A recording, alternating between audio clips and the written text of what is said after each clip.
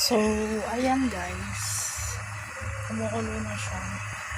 And I've already chopped our maling. So, I'm gonna put it here. To add taste. Ayusin lang natin. Or better view. Ayan.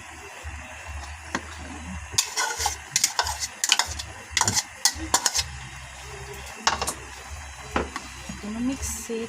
Mix, mix, mix. So, this is what we call in Pampanga zippo egg.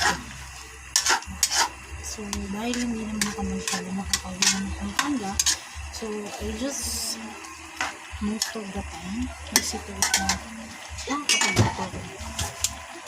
Yan. So, we're gonna put the eggs in the top. Diba? Charang! And yes, our zippo egg is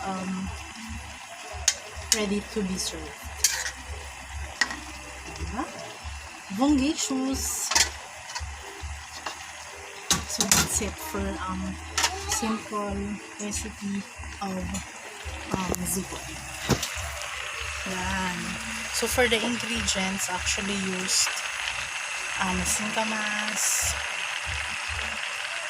corn, quail eggs, maling, pwede naman bacon if you want bacon, and I actually put corn, carrots.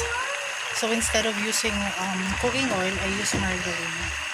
Also evap milk. Yeah, that's it. Enjoy guys, and we're gonna eat.